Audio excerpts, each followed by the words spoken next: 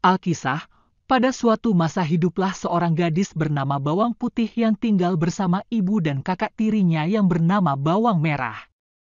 Ibu dan kakak tiri Bawang Putih memiliki sifat yang jahat.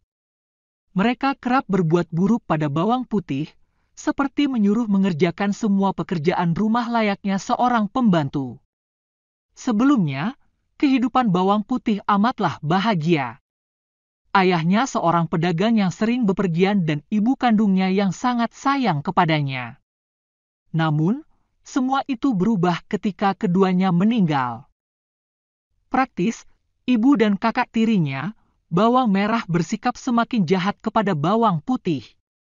Setiap hari dia harus melayani semua kebutuhan Bawang Merah dan ibu tirinya. Hingga pada suatu ketika Bawang Putih sedang mencuci di pinggir sungai, tanpa disadari salah satu selendang kesayangan Bawang Merah hanyut. Ketika sampai di rumah, Bawang Merah memarahi Bawang Putih karena selendangnya tidak ditemukan. "Dasar ceroboh," bentak Bawang Merah. "Pokoknya kamu harus mencari selendang itu, dan jangan berani pulang ke rumah kalau kamu belum menemukannya." Akhirnya, Bawang Putih menyusuri sungai untuk mencari selendang tersebut.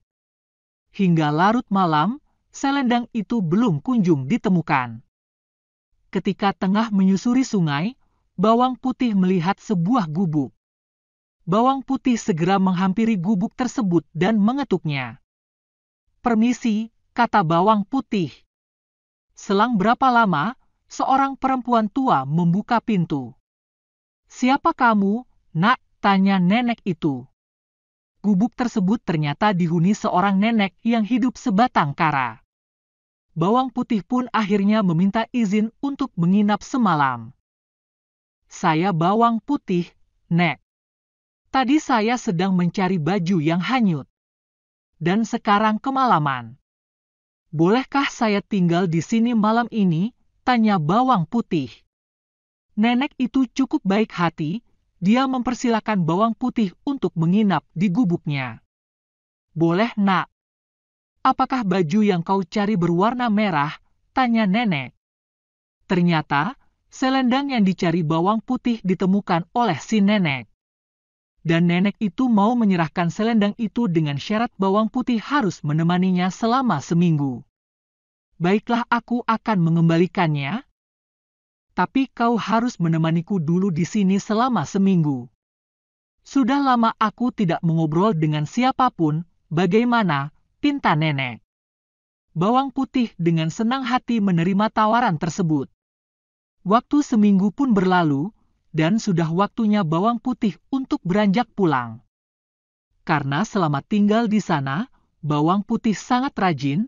Nenek itu memberikan selendang yang dulu dia temukan dan memberi hadiah kepada Bawang Putih. "Nak, sudah seminggu kau tinggal di sini. Aku turut senang karena kau sangat rajin. Untuk itu sesuai janjiku kau boleh membawa selendangmu pulang. Dan satu lagi, kau boleh memilih satu dari 2 labu kuning ini sebagai hadiah," kata nenek. Dia disuruh memilih 2 buah labu untuk dibawa pulang. Awalnya Bawang Putih ingin menolak, namun karena ingin menghormati pemberian si nenek, Bawang Putih akhirnya memilih labu yang lebih kecil dengan alasan takut tak kuat membawanya. Dan nenek itu hanya tersenyum mendengar alasan tersebut. Bawang Putih pun segera pulang dan menyerahkan selendang tersebut kepada Bawang Merah. Setelah itu, dia segera ke dapur untuk membelah labu dan memasaknya.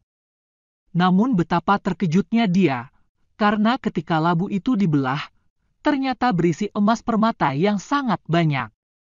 Ibu tiri Bawang Putih yang tidak sengaja melihatnya, langsung merampas semua emas permata tersebut. Dia juga memaksa Bawang Putih untuk menceritakan dari mana mendapatkan labu ajaib itu. Bawang Putih menceritakan dengan sejujurnya. Mendengar cerita tersebut, muncul niat jahat di benak ibu tiri yang serakah itu. Besoknya, dia menyuruh Bawang Merah untuk melakukan hal yang sama seperti yang dilakukan Bawang Putih. Dia berharap akan bisa membawa pulang labu yang lebih besar sehingga isinya lebih banyak. Singkat cerita, bawang merah tiba di gubuk nenek, dan dia pun tinggal di sana selama seminggu. Tidak seperti bawang putih yang rajin, selama seminggu itu, bawang merah hanya bermalas-malasan dan tidak membantu pekerjaan si nenek.